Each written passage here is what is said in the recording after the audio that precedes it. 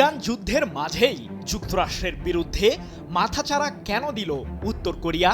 Kim Jong উনের দেশটি কি যুক্তরাষ্ট্রের বিরুদ্ধে কোনো সামরিক পদক্ষেপ নিতে যাচ্ছে? বড় কিছু কি ঘটতে চলেছে কোরীয় উপদ্বীপে?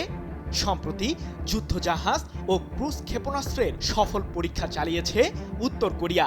সেই সাথে যুক্তরাষ্ট্র ইসরায়েলের সম্মিলিত হামলার শিকার ইরানের পাশে কূটনৈতিকভাবে দৃঢ় অবস্থান নিতে দেখা গেছে উত্তর কোরিয়ার সর্বোচ্চ নেতা কিম জং উনকে। প্রশ্ন হলো, যুক্তরাষ্ট্রকে প্রতিহত করতে বিশ্ব রাজনীতিতে কি নতুন অক্ষ তৈরি হতে যাচ্ছে?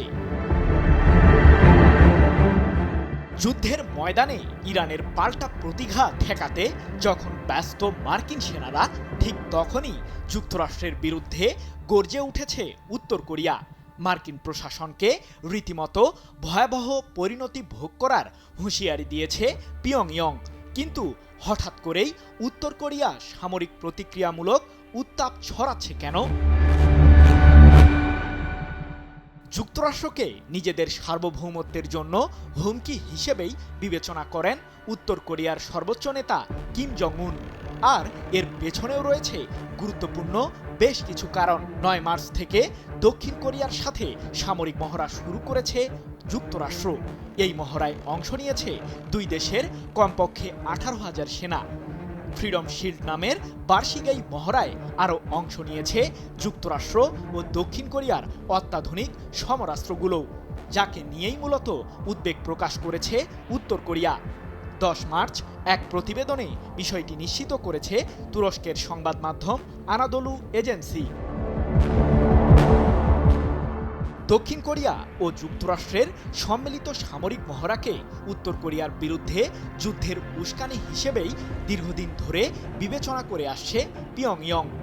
তাই তো কিম জং উনের প্রভাবশালী বোন কিম ইয়ো জং বলেছেন, কোরীয় উপদ্বীপকে অস্থিতিশীল করার চক্রান্ত করছে যুক্তরাষ্ট্র। পেশি শক্তি দেখিয়ে এই অঞ্চলকে ভয়াবহ পরিণতির মুখোমুখি করছে ওয়াশিংটন। আমাদের ধৈর্য নিয়ে কখনোই দক্ষিণ কোরিয়া ও যুক্তরাষ্ট্রকে খেলা উচিত হবে না। শত্রুর বিরুদ্ধে উত্তর কোরিয়া তাদের প্রতিরোধ ক্ষমতা আরও জোরদার করবে জানিয়ে কিম ইয়ো জং বলেন, আমরা আমাদের সামরিক সক্ষমতা আরও বৃদ্ধি করব। আমাদের দেশের বিরুদ্ধে কৌশলগত হুমকি তৈরি করছে এমন বিষয়গুলোর বিপক্ষে লড়াই চালিয়ে যাব। এদিকে যুক্তরাষ্ট্রের এমন চক্রান্তের মাঝেই সম্প্রতি একটি যুদ্ধজাহাজের পরীক্ষামূলক যাত্রা ও ক্রুজ ক্ষেপণাস্ত্রের উৎক্ষেপণ দেখতে উত্তর কোরিয়ার নামফো শিপইয়ার্ডে যান দেশটির সর্বোচ্চ নেতা কিম জং উন। এ সময় সমুদ্রের পাড়ে দাঁড়িয়ে নিজেই সেই মারণাস্ত্রের পরীক্ষামূলক উৎক্ষেপণের সাক্ষী হন কিম। অন্যদিকে ইরান ইস্যুতেও বেশ সরব অবস্থানে উত্তর কোরিয়ার সর্বোচ্চ নেতা। ইরানের বিরুদ্ধে যুক্তরাষ্ট্র ও ইসরায়েলের হামলার তীব্র প্রতিবাদ জানিয়ে উত্তর কোরিয়ার পররাষ্ট্র মন্ত্রণালয় কিম জং উনের বরাতে এক বিবৃতিতে জানিয়েছে, ইরানের উপর মার্কিনী আগ্রাসন আন্তর্জাতিক সীমা লঙ্ঘনের শামিল। যুক্তরাষ্ট্রের এমন আধিপত্যবাদের তীব্র প্রতিবাদ জানায় পিয়ংইয়ং।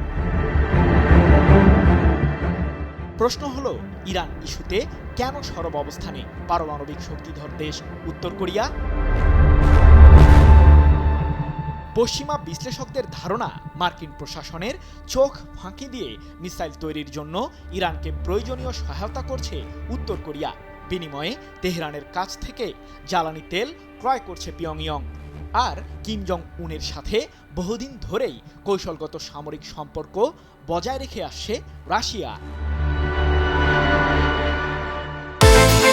বিকাশ পেমেন্টে 10,000 টাকার বেশি অফার। শপিং চলছে তো। ইউক্রেনের বিরুদ্ধে যুদ্ধে লড়তে রাশিয়াকে নিজেদের সেনা সদস্য দেওয়ার পাশাপাশি মিসাইল ও গোলাবারুদ দিয়েও মস্কোকে সহায়তা করেছে উত্তর কোরিয়া। আর মস্কো পিয়ংইয়ংয়ের এই সম্পর্ককে কাজে লাগিয়ে সামরিক খাতে সুবিধা আদায় করছে ইরানও, এমন ধারণা বিশ্লেষকদের। সৃজন মাহমুদ, নিউজ 24।